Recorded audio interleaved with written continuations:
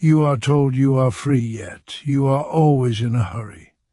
You are told time is yours yet. Every hour is already sold. You wake before the sun, exhausted before the day begins, and you rush not toward life, but away from deprivation. Ask yourself, if you own your life, why does it feel like you are constantly late to it? This is not an accident. This is not a personal failure.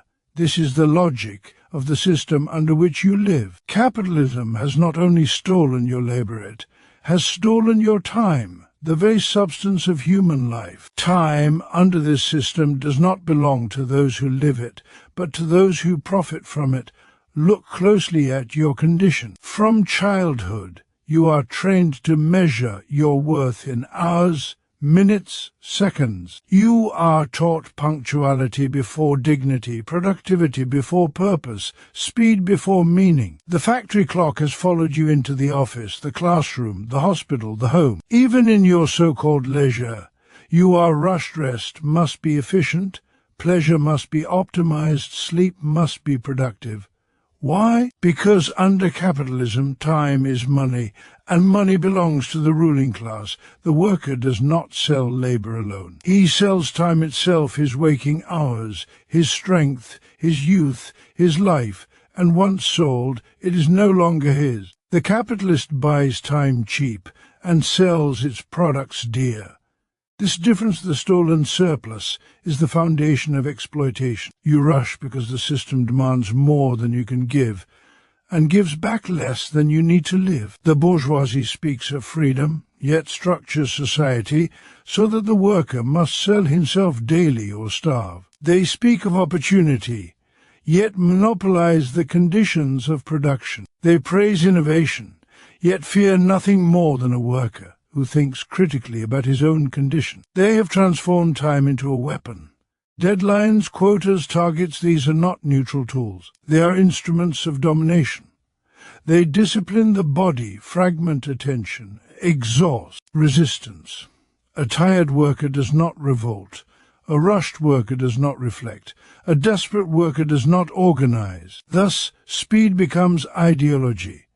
You are made to believe that life is an individual race, not a collective struggle. That if you fall behind, it is your fault. That exhaustion is weakness. That burnout is a personal defect, not the inevitable outcome of a system that demands infinite growth from finite human beings. But let us speak plainly. There is not enough time because capital has stolen it. The working day expands wherever resistance is weak. Where it cannot lengthen the day, it intensifies labor. Where it cannot intensify labor, it invades the mind. Emails after midnight, anxiety on weekends, guilt during rest. The boundary between labor and life dissolves. The capitalist does not care how long you live, only how much value can be extracted before you break. This is alienation in its purest form when your own time confronts you as something hostile, something you chase but never possess. And what a technology, that great promise of liberation. Machines were meant to reduce toil, to shorten the working day, to free humanity for creative, intellectual, and communal life. Yet under capitalism, technology does the opposite. It accelerates production, concentrates wealth, and renders workers disposable. Each innovation becomes not a gift to humanity, but a threat to employment. The machine does not free the worker, it disciplines him. It sets the pace. It never tires, and the worker must adapt or be discarded. Thus, even progress becomes a chain. Do not believe those who say this is natural. History tells a different story. The length of the working day was not granted by benevolence, it was won through struggle. Every hour of rest, every weekend, every labor protection was wrested from capital by organized workers who refused to surrender their lives entirely. The ruling class has always known this truth. Time reclaimed is power reclaimed. That is why they resist every demand for shorter working hours, universal security, collective ownership, because a worker with time can think. A worker who thinks can organize. A class that organizes can overthrow its oppressors. Comrades, your exhaustion is not a coincidence. It is a political condition. The system needs you rushing, too busy to question, too anxious to resist, too fragmented to unite. It thrives on isolation, competition, and fear. It pits worker against worker, nation against nation, while capital moves freely across borders, untouched and unaccountable. But remember this, the wealth of the capitalist is nothing but accumulated stolen time. Every palace is built from unpaid hours. Every fortune is condensed human life. And yet, without you, nothing moves, no factory runs, no service function, no profit is produced. The working class creates all wealth and therefore holds all power once it becomes conscious of itself. The question before us is not whether you are tired. You are. The question is not whether you are rushed. You are. The question is whether you will continue to accept this as fate or recognize it as exploitation. You do not need to run faster. You need to change the direction of history. This requires unity. Not individual escape, but collective transformation. Not personal success, but social emancipation. The worker must see himself not as a lone competitor in the market, but as part of a class whose interests are irreconcilably opposed to those of capital.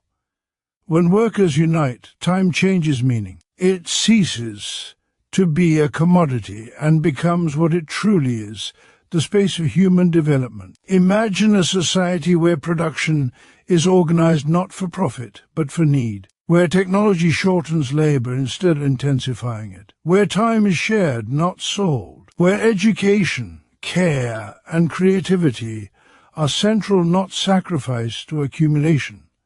This is not utopia. It is the logical outcome of abolishing private ownership of the means of production. Capitalism has outlived its historical role. It now survives only by consuming human life at an accelerating pace. It cannot slow down because to slow down is to collapse. But humanity does not have to collapse with it. Workers of the world, the reason you are always rushing is because your life is being drained to fuel a system that does not serve you. The reason time never belongs to you is because it has been appropriated by a class that contributes nothing but ownership. Take back what was stolen. Organize, educate, resist. Build solidarity across industries, borders, and identities. Reject the lie that there is no alternative. History is not finished, it is unfinished. You have nothing to lose but the chains that bind your hours. You have a world and your time to win. Let us reclaim it. Time under capitalism is not a neutral measure of hours passing, nor is it a personal resource that individuals freely control. It is a social relation shaped by power, ownership, and class. When people experience constant pressure, lateness, exhaustion, and the feeling that there is never enough time, this condition is often framed as a failure of discipline, planning, or ambition. Capitalist ideology insists that if one is always rushed, it is because one has not worked hard enough, optimized efficiently enough, or managed priorities correctly. This narrative deliberately obscures the real source of the problem.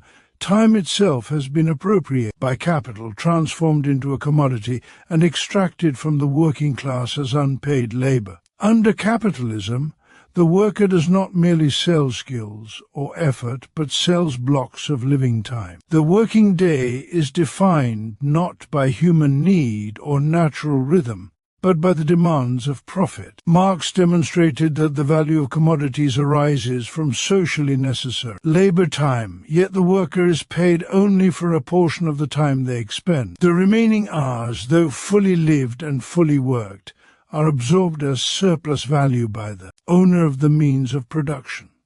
This surplus time, accumulated across millions of workers, becomes capital. What appears as profit is therefore nothing other than condensed stolen time. The sense of perpetual rushing emerges because the capitalist system is structurally driven to expand this extraction. Capital must grow or collapse, and growth requires either lengthening the working day, intensifying labor within the same hours, or extending labor into previously private domains of life. Even when legal limits restrict the length of the working day, capital finds new ways to claim time through speed, surveillance, multitasking, and psychological pressure. Workers are compelled to do more in less time, to remain constantly available, to blur the boundary between labor and rest. The individual experiences this as stress and urgency, but its origin is systemic rather than personal. Alienation deepens this condition. The worker has little control over the pace, purpose, or outcome of their labor. Time confronts them as something external and hostile, something that belongs to schedules, deadlines, managers, and markets. Even outside formal work hours, the logic of productivity persists. Rest becomes preparation for work, leisure becomes recovery, and self-worth becomes measured by efficiency. The individual internalizes the demands of capital and begins to police their own time, blaming themselves when exhaustion sets in. In this way, domination no longer requires constant force.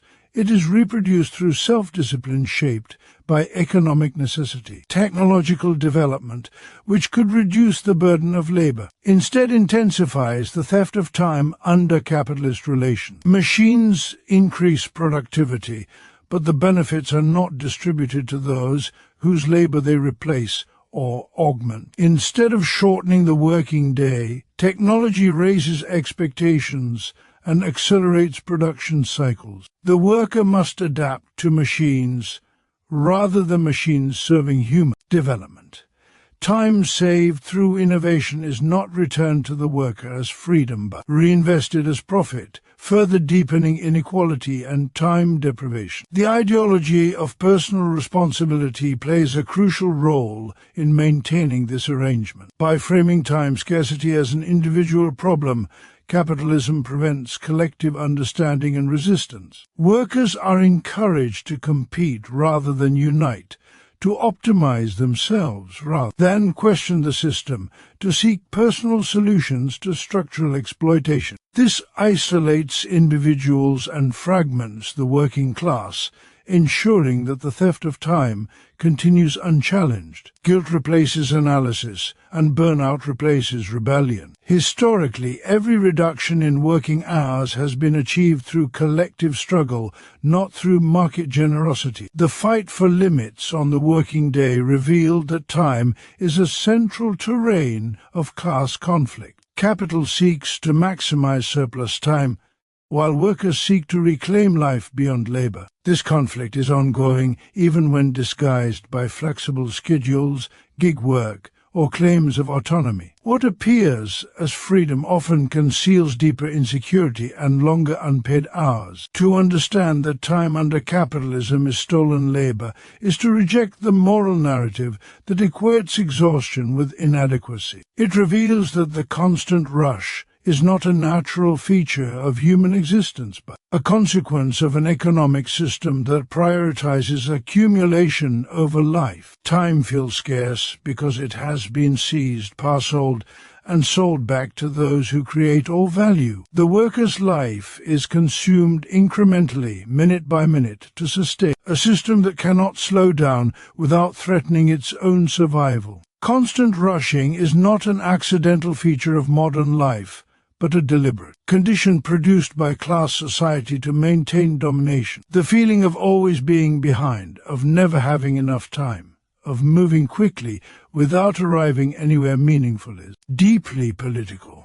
It is a social mechanism that disciplines the working class while protecting the power of those who own and control the means of production. By enforcing speed, urgency, and perpetual motion, capitalism suppresses reflection, weakens solidarity, and normalizes exploitation as a personal struggle rather than a collective injustice.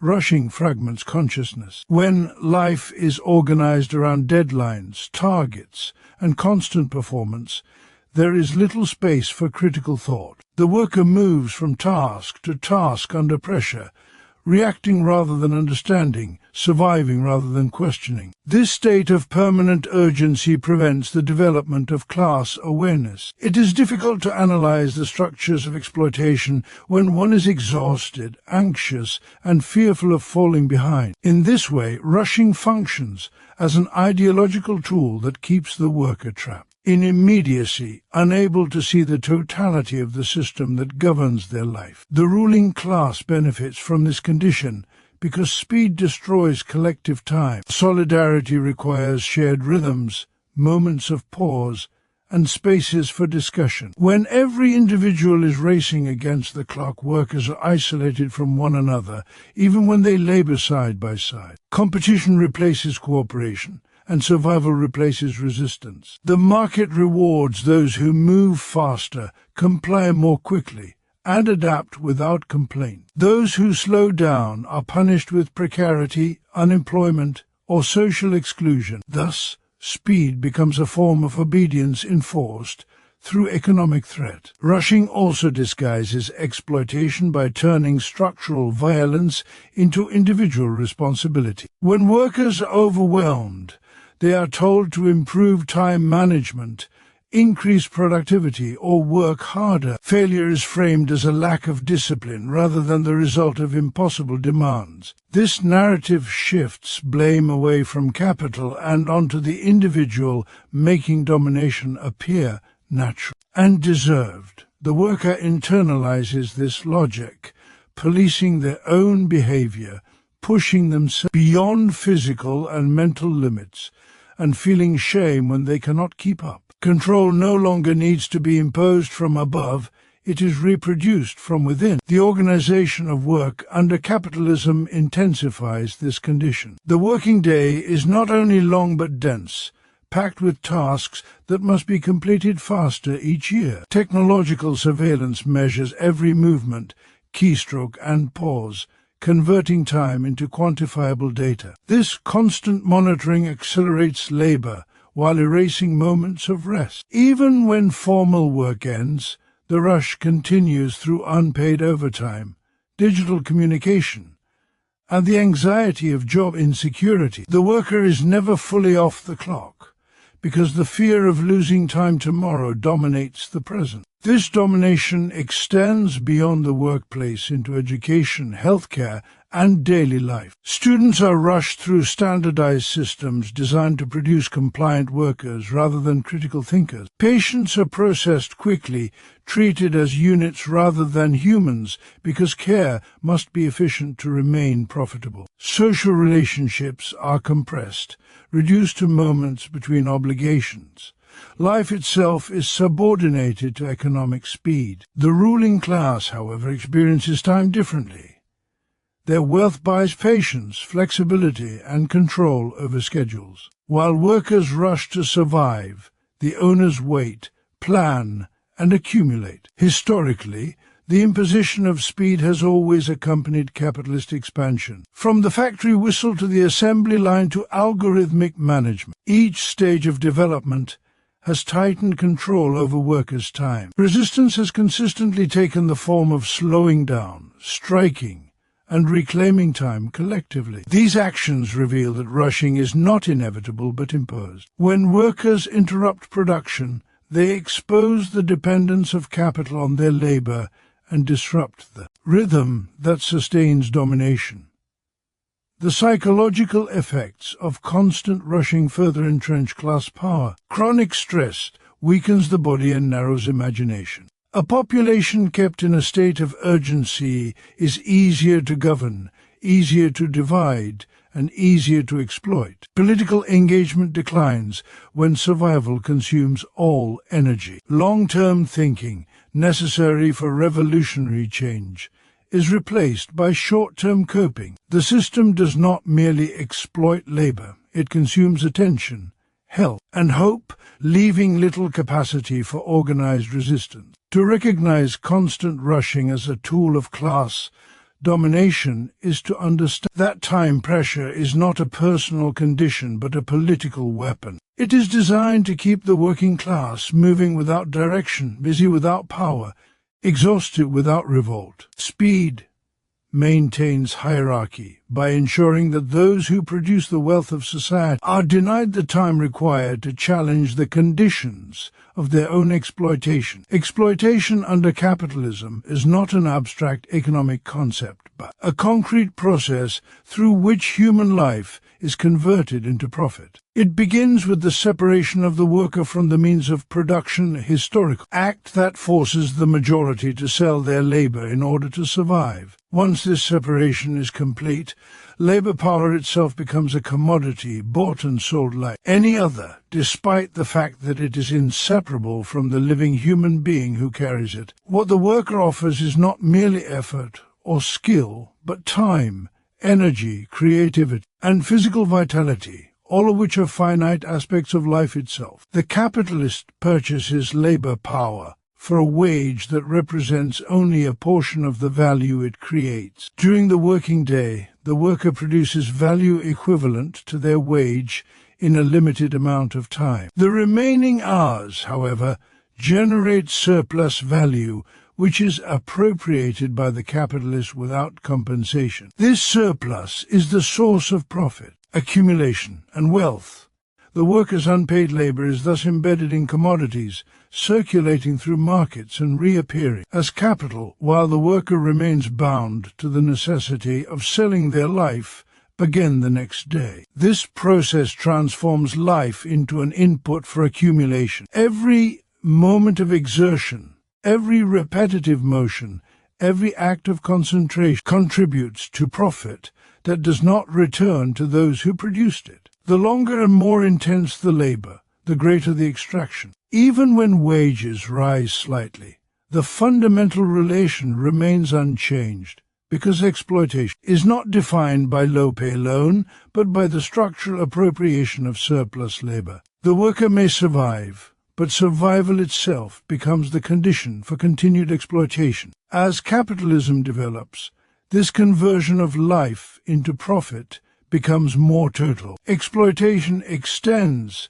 beyond physical labor into emotional, intellectual, and social capacity. Care work, communication, creativity, and attention are increasingly commodified. Workers are expected to bring their personality, enthusiasm, and adaptability into the labor process, further dissolving the boundary between work and self. The system feeds not only on muscles and hours, but on identities and aspiration, drawing value from the very traits that make individuals human. The violence of this process is obscured by the appearance of voluntary exchange. The wage contract presents exploitation as a fair transaction between equals, masking the coercion created by material necessity. The worker is free in a formal sense, yet constrained by the need to earn a living in a system where access to resources is monopolized. This contradiction allows exploitation to appear natural and inevitable,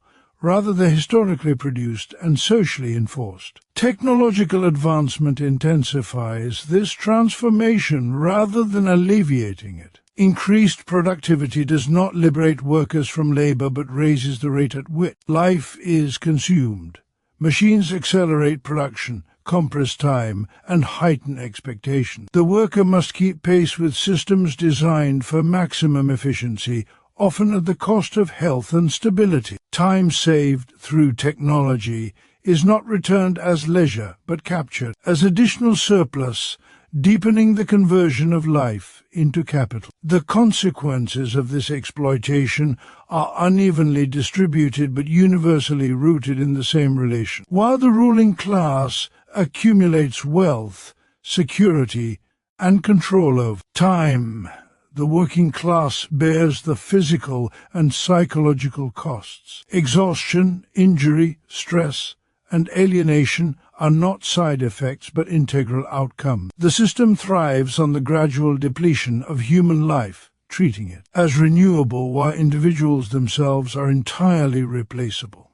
This conversion of life into profit also shapes social values. Productivity becomes a moral standard, and worth is measured by output rather than humanity. Those who cannot produce at the required pace are marginalized or discarded. Unemployment, disability, and old age become threats rather than shared responsibility, reinforcing fear and compliance among those still able to work. Exploitation thus extends beyond the workplace, organizing society around the logic of accumulation. At its core, exploitation reveals a fundamental contradiction. Human life is finite, fragile, and irreplaceable, while capital demands endless growth. To sustain this growth, the system must continuously extract more life than it returns, creating a permanent imbalance. The wealth of society expands alongside the impoverishment of those who produce it, not always in material terms alone,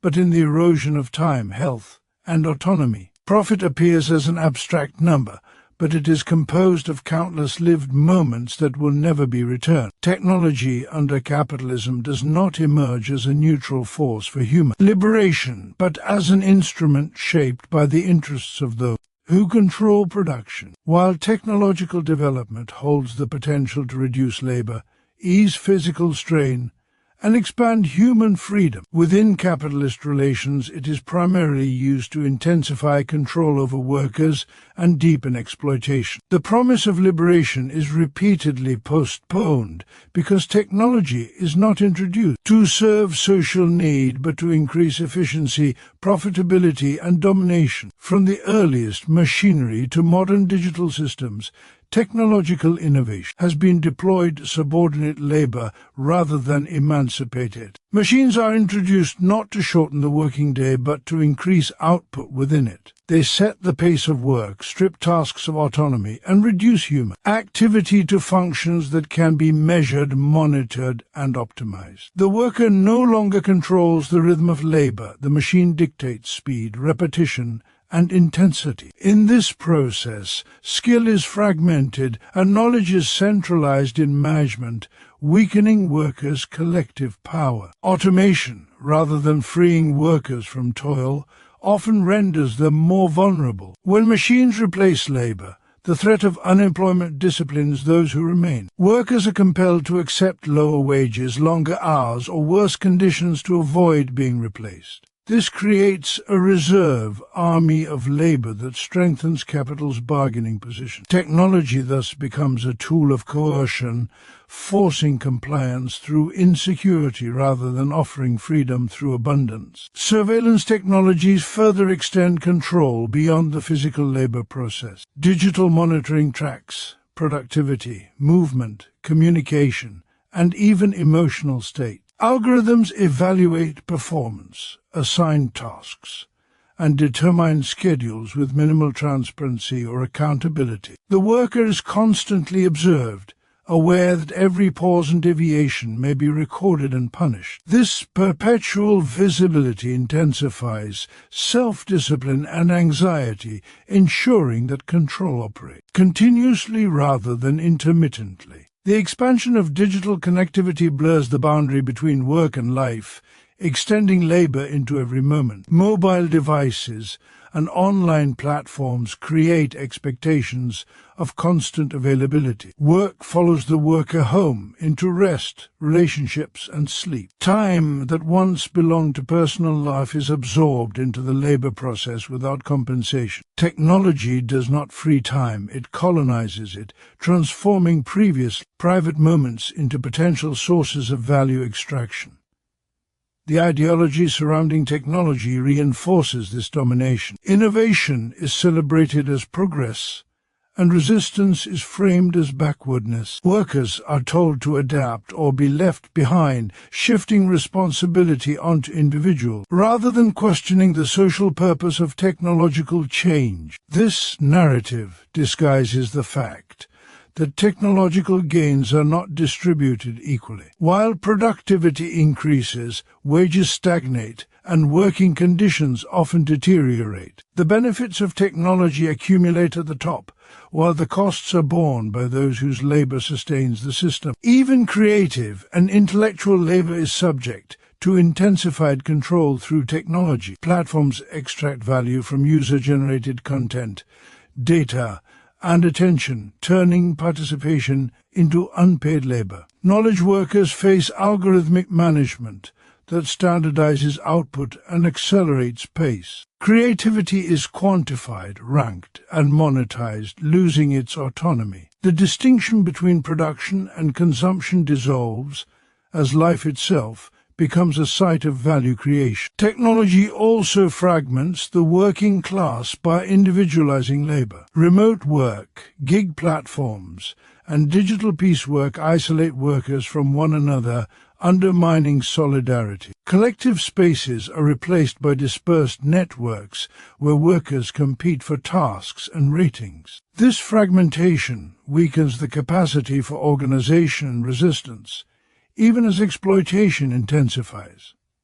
The worker appears independent but is tightly controlled by opaque systems that dictate access to income. Historically, technological potential has always existed alongside social struggle over its use. The same machines that could reduce labor time are used to increase surplus extraction. This is not a failure of technology itself, but of the social relations governing it. As long as the means of production remain privately owned, technology will serve capital rather than humanity. Control will deepen, not diminish, as innovation accelerates. The fundamental contradiction remains that technology could liberate human beings from unnecessary labor.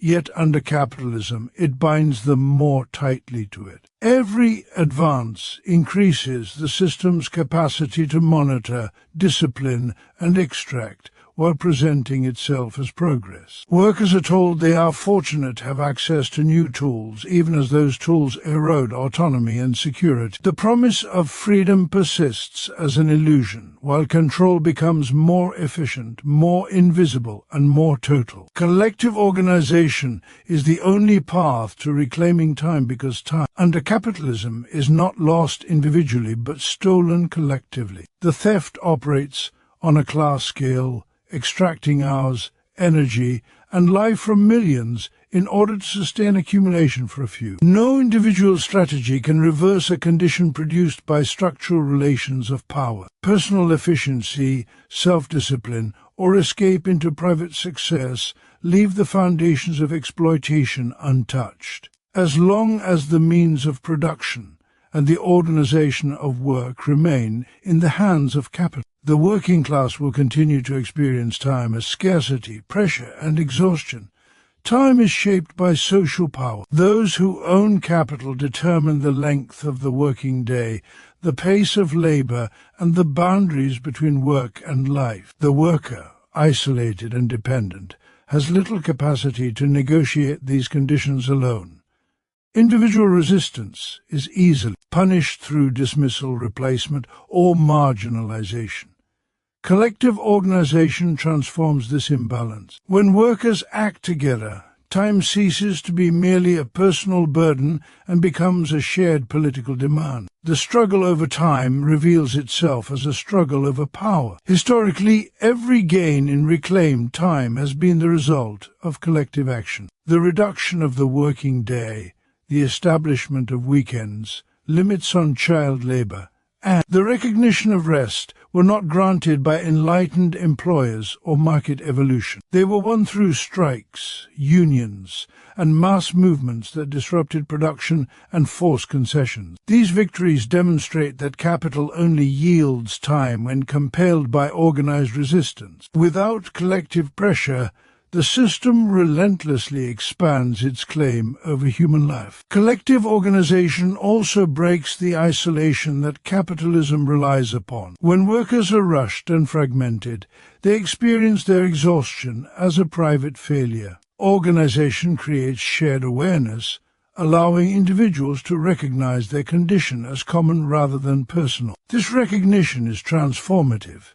It replaces guilt with analysis and despair with solidarity. Through collective discussion and action, workers begin to see that their stolen time is not the result of individual inadequacy, but of a system that depends on their deprivation. Reclaiming time requires more than reducing hours. It requires changing who controls production. As long as production is organized for profit, Any reclaimed time remains fragile and reversible. Collective organization allows workers to challenge not only conditions of labor but the ownership structures that dictate them. By uniting across industries and sectors, workers can assert control over how technology is used, how productivity gains are distributed, and how social priorities are defined. Time reclaimed collectively becomes time secured socially rather than temporarily negotiated.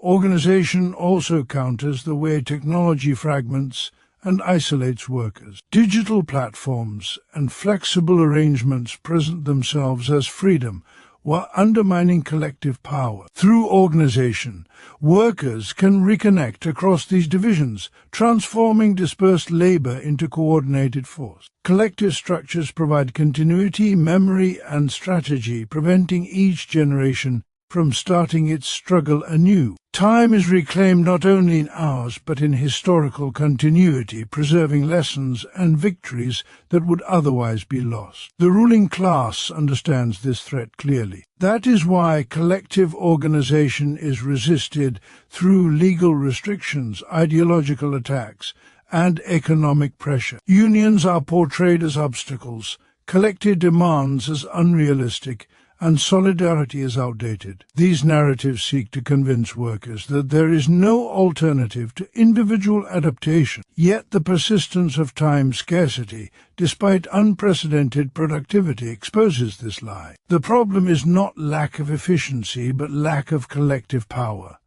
Collective organization changes the meaning of time itself. It shifts time from a commodity to a social resource. When workers organize, time becomes something to be shared, planned, and protected rather than sold under duress. It creates the conditions for human development beyond survival, opening space for education, care, creativity, and political participation. This transformation cannot be achieved through isolated choices because the structures that govern time are collective by nature. To reclaim time is to challenge the authority of capital over life. This challenge requires unity, coordination, and sustained struggle. Collective organization does not promise immediate relief or effortless freedom, but it provides the only mechanism through which stolen time can be taken back. Through organization, workers assert that their lives are not raw material for accumulation, but the foundation of society itself,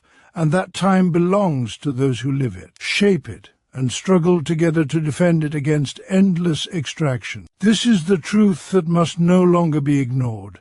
The rush that guns your life is not fate, not failure, not the natural rhythm of the world, but the consequence of an economic order that feeds on stolen time. Capitalism has transformed human life into a resource to be consumed, measured, and exhausted in the pursuit of profit. It has turned hours into commodities, speed into obedience, and exhaustion into a moral obligation. Technology, which could have liberated humanity from unnecessary toil, has instead been weaponized to tighten control, deepen surveillance, and extend labor into every corner of existence. Yet this system is neither eternal nor invincible. It depends entirely on the labor, time, and compliance of those it exploits. When workers remain isolated, rushed, and divided, domination appears natural and unchallenged. When they recognize their shared condition and organize collectively, the illusion collapses. History proves that every hour reclaimed, every right secured, and every boundary imposed on exploitation was achieved not through individual struggle, but through collective power. The question, then, is not whether time can be reclaimed, but by whom and for what purpose. A society organized for profit will always demand more life than it returns. A society organized for human need can transform time from a weapon of domination into a space of freedom, creativity, and dignity. The struggle over time is the struggle over life itself, and it will be decided not by speed or submission, but by solidarity, consciousness, and collective action.